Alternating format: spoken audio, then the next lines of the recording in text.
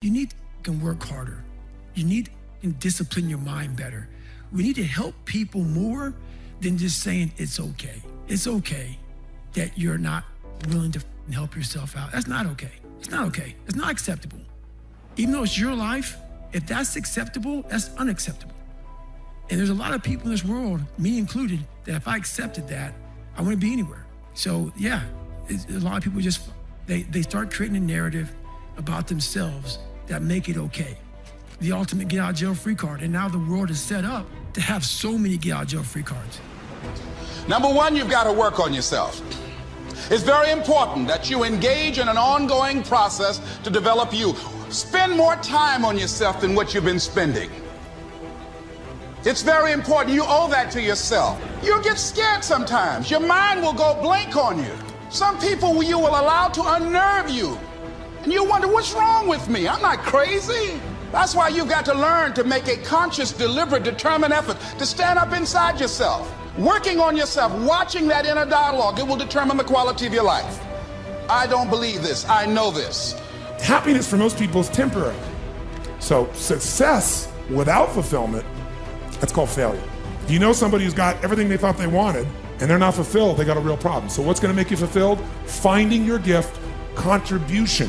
Life's not about me, it's about we. If we feel like we're contributing to someone else, then we don't just get something, we become something.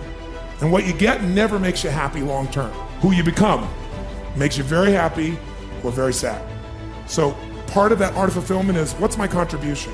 The second part of it is appreciation. Some of you are contributing, but you're not taking the time to really appreciate. You're not noticing. Every moment of your life, you got to decide, what are you going to focus on and what does it mean and what are you going to do? Is it the end of the beginning? Are you being punished or rewarded? Meaning is where all life is shaped, and you have the power to change the meaning. How fast? You better ask a better question or come up with a better answer. But your education is not the most important thing in your life. I'm sorry, it's not. Your dream is the most important thing in this world. It tops your education. The principal came up on the stage while I was speaking. Don't ever say that to my school again. Well, I'm just telling you, dog. You can save your kids a lot of pain if you ever talk to them about their dreams. You got to talk to young people about their dreams. See, it's not your education. The Bible don't even mention education. It ain't even in there. Harvard ain't in there. UCLA ain't in there. The Bible says a man without a dream or vision shall perish. If you talk to kids about their dreams, your dreams can spur you to get the education. But if you never find out what a child is dreaming about, you can't hold their attention. So if you want to make six figures, you can't just be talking about you want to make six figures. You hear what I'm saying to you tonight? If you do the three things I tell you to do tonight, I guarantee you, whatever it is you want to do in life, you'll be able to do. You will be able to accomplish whatever you want to academically, financially, relationally, whatever. So three things. All right, now I'm going to tell you this story. I got to get out of here. There was a young man who, he wanted to make a lot of money, and so he went to this guru, right? He told the guru, I want to be on the same level you on. And so the guru said, if you want to be on the same level I'm on, I'll meet you tomorrow at the beach at 4 a.m. He like, the beach? I said, I want to make money. I don't want to swim. Guru said, if you want to make money, I'll meet you tomorrow, 4 a.m. So the young man got there at 4 a.m. He all ready to rock and roll, got on the suit. The old man grabs his hand and said, how bad do you want to be successful? He said, real bad. He said, walk on out in the water. So he walks out into the water. Watch this. When he walks out into the water, it goes waist deep. So he like, this guy crazy. He's like, I want to make money. He got me out here swimming. I didn't ask to be a lifeguard.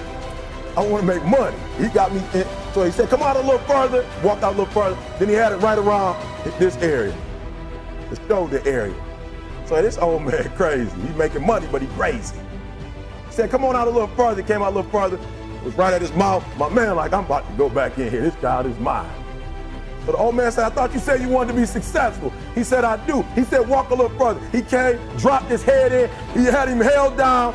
Just before my man was about to pass out, he raised him up.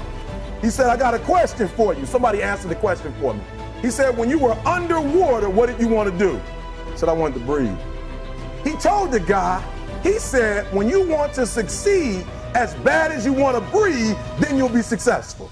I don't know how many of y'all got asthma in here today, but if you ever had an asthma attack before, you short of breath, SOB, shortness of breath, you wheezing. The only thing you trying to do is get some air. You don't care about no basketball game. You don't care what's on TV. You don't care about nobody calling you. You don't care about a party. The only thing you care about when you're trying to breathe is to get some fresh air. That's it.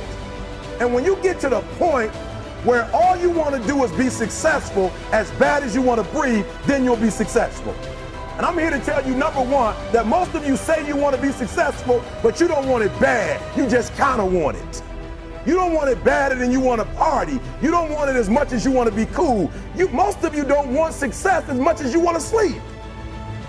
Some of you love sleep more than you love success. And I'm here to tell you today, if you're going to be successful, you've got to be willing to give up sleep. You got to be willing to work off for 3 hours of sleep, 2 hours. If you really want to be successful, some days you're going to have to stay up 3 days in a row.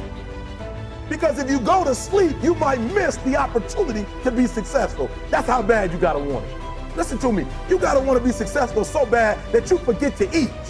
Beyonce said once she was on the set doing her thing, 3 days had gone by, she forgot she didn't eat. Because she was engaged. I never forget when 50 Cent was doing his movie, I did a little research on 50, and 50 said that when he wasn't doing the movie, he was doing the soundtrack. And they said, when do you sleep, 50? Sleep, he said, sleep is for those people who are broke. I don't sleep. He said, I got an opportunity to make a dream become a reality. What helps me is to keep the hard times in the front of my mind. This allows me to go into these big moments that I've worked my ass off, and you guys have worked your ass off. It allows me to go into these big moments with a different perspective. What it also does for me, and again, this is what works for me. I keep my back is up against this every day. It's against this wall, but it's up against this because it's what I believe in. And when my back is against this, then there's nowhere to go but that way. So I feel like this could be something, an ideology and mindset that could help you, if you look at it that way. Because you made it already.